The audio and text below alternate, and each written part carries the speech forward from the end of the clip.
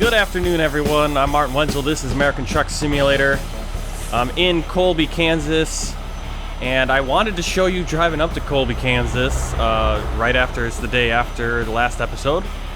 Unfortunately, I recorded the first chunk of this episode, and it didn't capture the video, it just captured the audio. So I think I got the settings right, and this is going to be a little bit of a short episode. And then we'll come back with a full-length episode next time. But we're going to finish out this day. We're going to get to 12:15. Well, anyway, I'm just going to jump in here. We got the job offer at the freight market at Caterpillar. Now, I have two options at Caterpillar. There's another one back down to Santa Fe, which would take us basically the same route we just took up here. Be interesting to look at. But I kind of want to go up here. We'll get to go through Denver. I kind of want to stay away from this one because, again, every time I really want to go on the 70 and see what Coast to Coast has done, but every time I go on any path going this direction through this part of Colorado, the game crashes. So we're going to take this. I've taken this route before and had no problem coming this direction through Wyoming. That Idaho video, we did that Wyoming. I think we stopped in Cheyenne, but then I ended up going down here and back into our main area of the map. So we're going to be taking this Case IH 9230, 40,278 pounds, big old, I think it's a harvester. Yeah, it's a harvester. I have to think back to my farming simulator experience. Let's disengage the parking brake. Let's get in the cab. And we just got it right back up. This was a pain in the butt to park that tank that we started hauling yesterday. Actually couldn't do it. I had to just do the quick unload because there's no way you could get it in there into that back corner where they wanted it. All right. Well, let's see how poorly lined up we are. Oh, I hit something.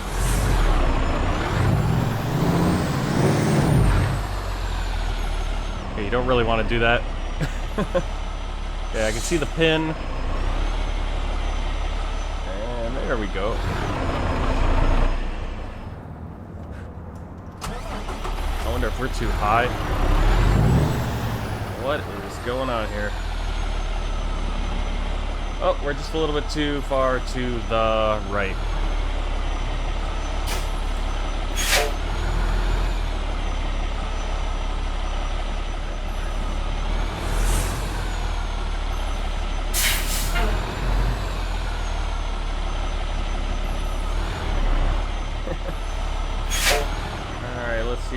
And I keep making the same exact move back every time. I think we just want to just go straight back.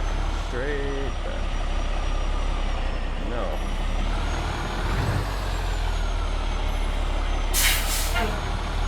There we go. There we are. Alright, let's get those.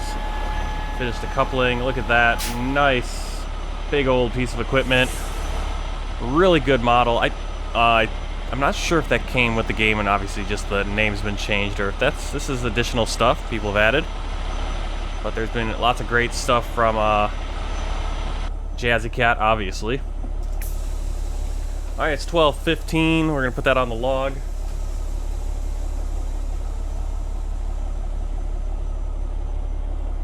I always have a pen here, and every time I need it, I can't find it. There it is. Just write this down. This is actually going to be 11:15 Mountain Time. So that's going to be 15 minutes of duty, loading up, unhooking from that other trailer, hooking to this one. And just quick look at the log before we get rolling. We have been on duty now for 5, 6, 7.5 hours, and we've done 6 hours and 45 minutes of driving. So try to keep an eye on that, try to do the math as we're driving along. We've done 6 hours, 75 minutes of driving. That means we can still do another 4 hours, 15. Did I say 6 hours and 75 minutes? 6 hours and 45 minutes.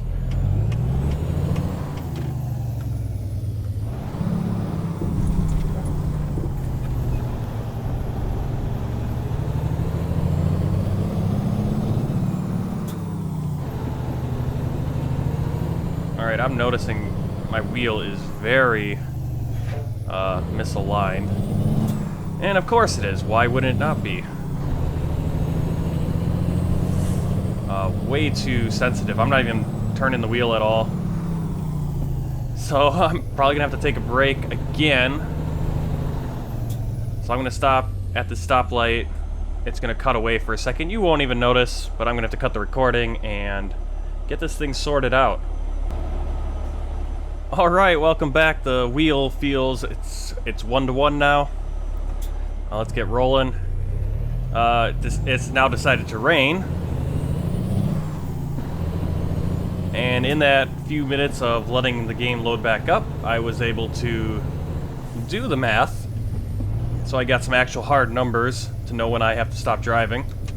We can drive until 4:30 at the max. That will give us 11 hours driving.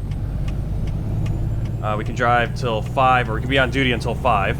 Our 14 start at... Actually, we can be on duty until 6. Again, have to add that hour for Central Time. It'll be 5 o'clock Mountain Time. I think we'll go back into Mountain Time, and so if we're in Mountain Time as we're getting towards the end of the day, we'll have to be done driving at 3:30. Time zones, people. Time zones. Alright, we're on East 70 and East US 24. Headed back the way we came, here through Kansas. I think this is a decently well done area.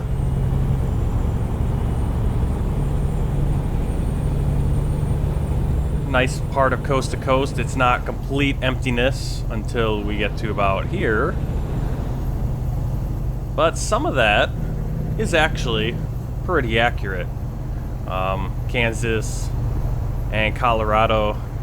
On this part of the 70, actually I've never driven on this part of the 70, but I've driven on 76 and up to the 80, to Interstate 80, and it gets pretty just flat and open fields and farms. Now obviously they could probably do to add a few more textures and farm buildings and silos or whatever it is. Mostly ranches, so you're not gonna have as many silos. I suppose you do for food. I'm not a farm expert, but yeah, it's a little bare here, but it kind of actually fits into what it actually does look like in this part of the country. And then once we get over to Denver and that area, we will get to see Pikes Peak and the Rocky Mountains rising up. And this will be... Colorado will be a wonderful state once it comes out, probably next year sometime. This year we have Washington coming down the pipeline, probably going to come out sometime this summer, and then hopefully Utah around Christmas time. That'd be a good Christmas present. Get Utah, Monument Valley. Just drove through Monument Valley here in American Truck Simulator. Drove past it and just didn't have the time to be able to go through that area. Maybe that's the road trip this year when I return to America. Maybe we go back southwest. We did the southwest, went to the Grand Canyon, Las Vegas, old Route 66, saw stuff like that, Kingman. And perhaps this time, go back, really hit Utah, hit that Monument Valley, northern Arizona. Here we are in welcome to colorful Colorado. So Colorado's a little bit done. Actually, get to Colorado, it's not bare. So it's just that patch. Again, Kansas is a little bit less complete than a place like Colorado, which is far from being obviously what we will get for $10 next year or in a couple of years. Coming down the pipeline, we got Washington and probably Utah this year. I'm gonna say next up then would likely be they would work then on Idaho and Colorado. I think that would be possible. Maybe. They do have an issue with they can't work on two states that are directly bordering each other, and so I think that might actually exclude Colorado in that case if they were to do Idaho. So if you did Colorado, what else would you do? I don't think you could do... I think maybe you could do Texas. I don't think Colorado... Does Colorado border Texas? I don't think it does. I think it borders at kitty corner. Don't have a map in front of me.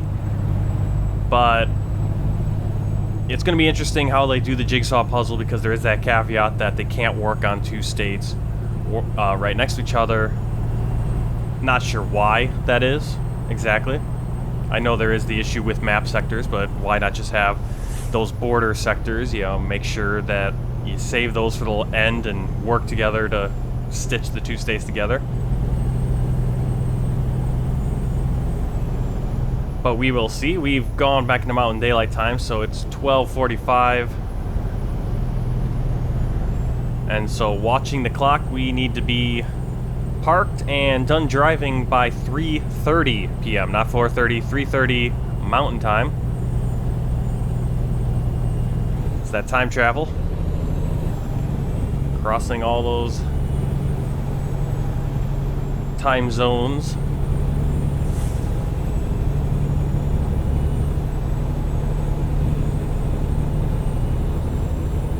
But my guess is Colorado and Idaho next year, 2020, and then probably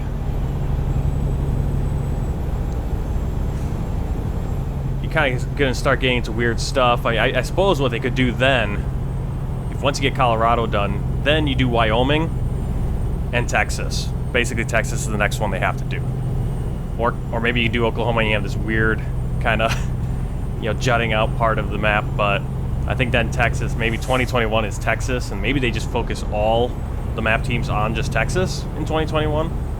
But in 2021, I think they could do Wyoming and Texas. Then you're able to do Montana and Oklahoma at the same time. You could do then Kansas, Louisiana at the same time, and you have more of an ability. Right now, I think next year, the next one after Utah, it's going to be kind of difficult to figure out where they're going to do next. And it's also difficult to determine, like, how, when are they actually overlapping making the maps. Because maybe they're working on Utah right now, or Washington gets finished, then they're completing Utah. They move on. Can they do Idaho even if they're still working on Utah or Colorado? Then what map do they do then? What state do they do? Then you'd have to move over to Texas. Texas would be your only option, or a map that's completely disconnected, which would be like Montana or Kansas, because everything else borders Utah at this point.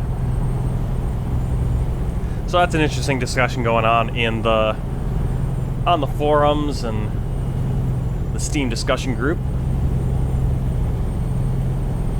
All right, 1:30. Time is flying. We are not. And we need to get this. It's going to be a tight day tomorrow, because we have to deliver it tomorrow, basically. So hopefully, yeah, it's going to be a real tight job.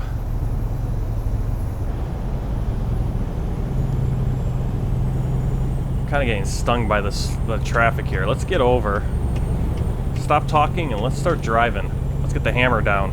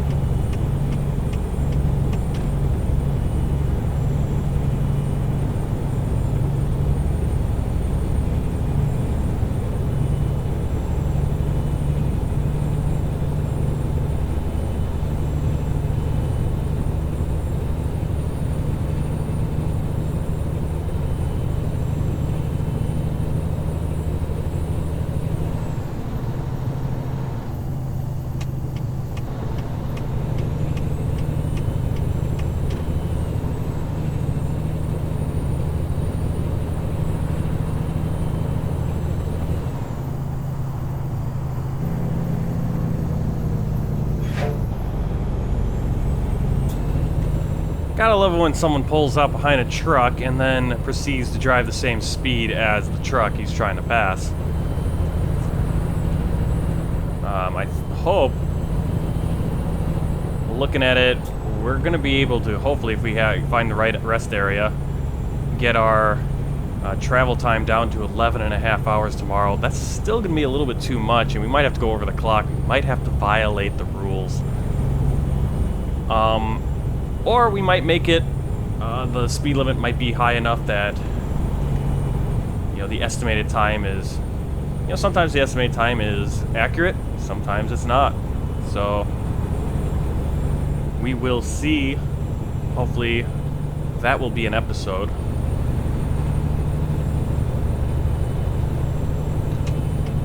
Definitely racing the clock. We've raced the clock a few times since we went to doing logs and trying to recap hours and all that stuff. And I've had a few times here where I've taken jobs and then as I get on the road realize maybe I shouldn't have taken this job. I don't think I have enough time to deliver it. Now this one we're not running up against the 70 like we were a couple weeks ago, or last week. I know I was right up against the 70. I actually had to go over the 70 to deliver. And sometimes it happens. This one, it's more just, we need to get it there tomorrow, and obviously there's only 11 hours we can drive in a day, and if we have to drive 11.5, well, the only way to get more driving hours is you have to rest for 10 hours, and if we rest for 10 hours, we're not able to deliver on time. I don't think. We might be able to.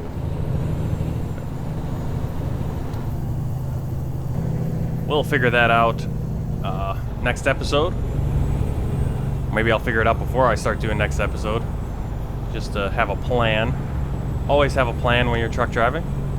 Those plans will get upended more times than not, but if you don't have a plan, you're going to be upending your own, everything on your own. Alright, let's make sure we get into the right ramp. We want to take north 25, Interstate 25. I think this is the right one. And now we don't have a sign to tell us. This is the nice big interchange in the middle of Denver. You can see going on, when you're on those really high bridges, you can see Mile High Stadium or Invesco or whatever it is called now, Sports Authority. Stadium Mile High at Sports Authority or whatever it's called, where the Denver Broncos play. But I've never experienced the coming over on the 70 this direction. I have taking the 70 through Colorado and then up here and then getting off and going, taking 76 up to the 80. And I think that's also the way I came in college on a band trip. So I don't think I've ever actually been on the 70 through Colorado and Kansas, eastern Colorado, and then Kansas.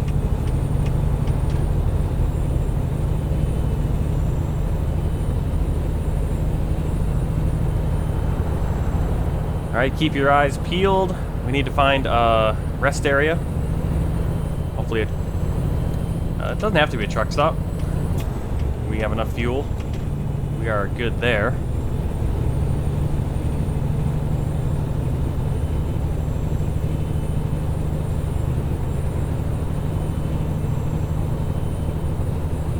Again, I sometimes forget what I talked about. I record these on top of each other sometimes a day apart.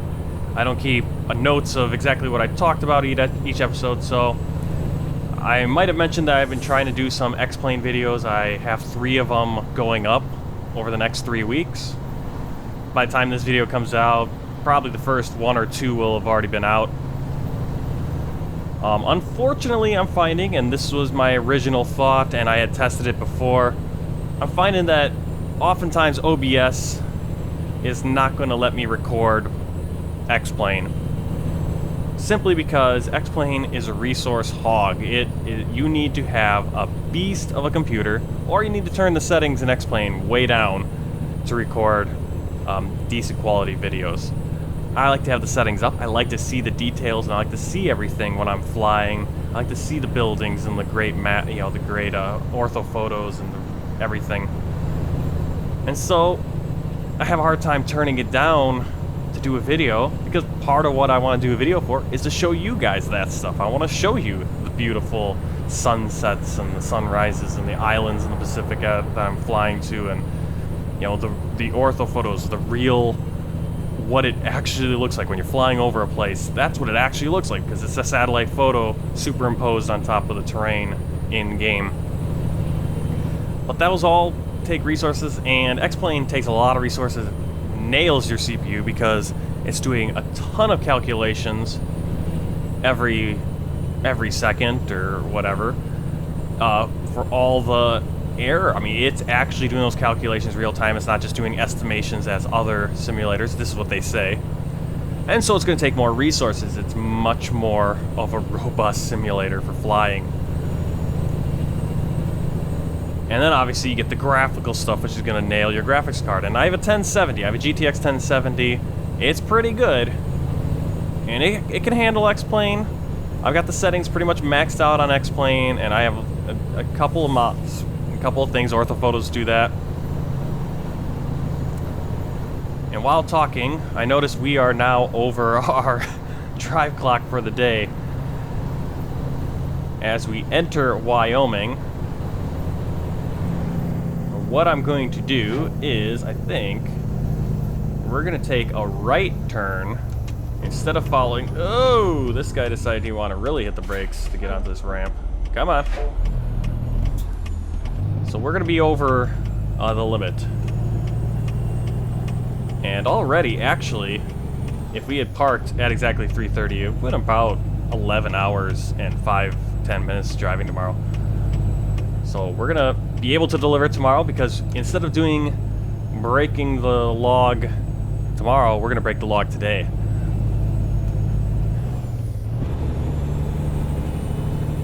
But we're going to pull into Cheyenne. Maybe I could have gone left, could have gone the direction I need to go, and there would have been a rest area right there. But I know for sure there's some place I can rest in Cheyenne, so that's where I'm going to go. I didn't pop open the map.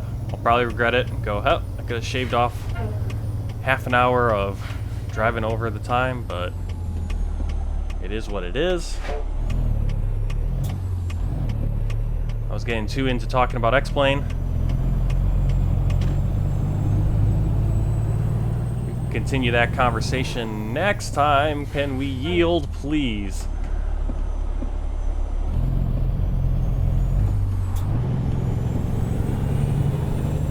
Flashbacks of driving, well, driving in real life. Get the yield signs, even stop signs and stoplights here in China. They don't stop.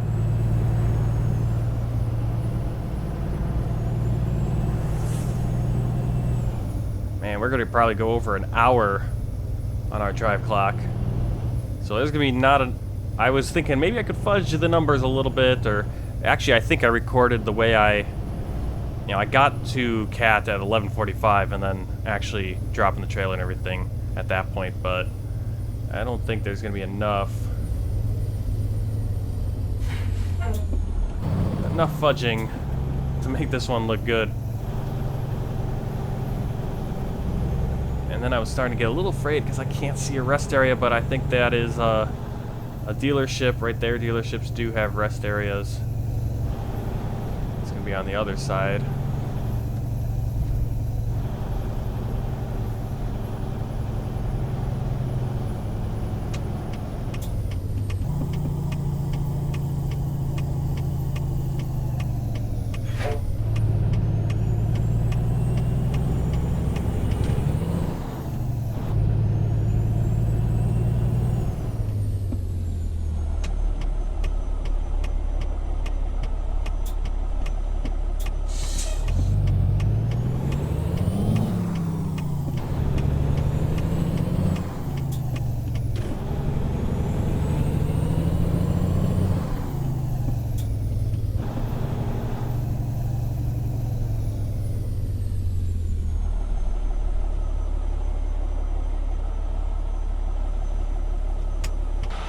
Did I miss it?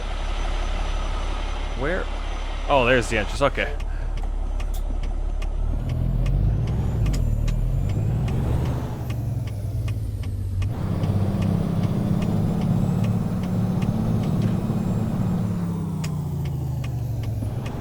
Throw on our four-ways just so everyone knows we are trying to swing into here, and this is a very narrow entrance.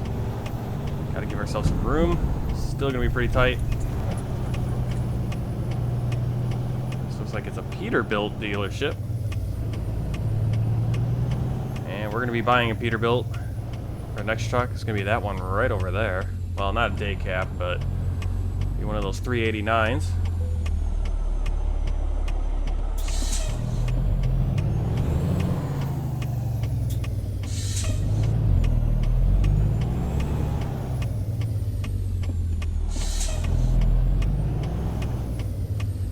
Jackknife this guy.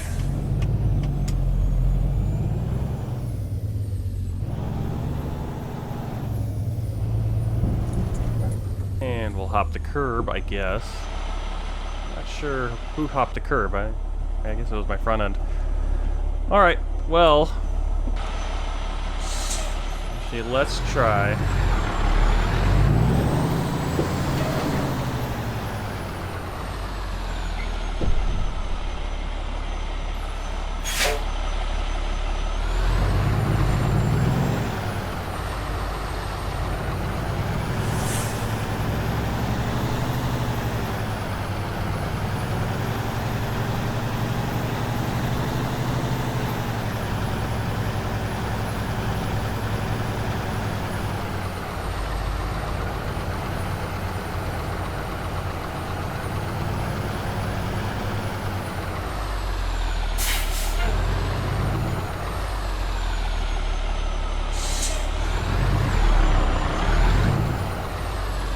Well, I thought I was getting into that spot, and then I kind of messed that up. But that's good enough for a simulation.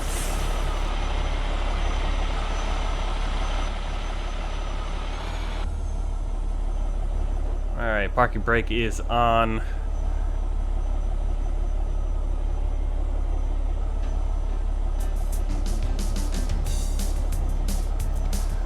Alright, let's look at the log. A little bit of an ouch, but it's not as bad as I thought it was going to be.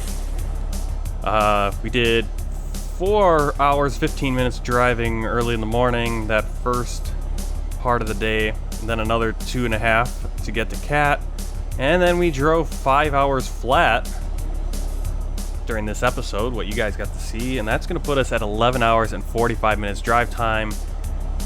That 45 minutes, that's not good, but hopefully we don't get pulled over or hit a way station in the next week, and that will disappear from our log. And looking, we had a really good mileage day. Yeah, about 600, if I'm doing the math, I'm doing it off the top of my head. Yeah, 639 miles, that's not bad, that's pretty good. Of course, we did drive 45 minutes too long.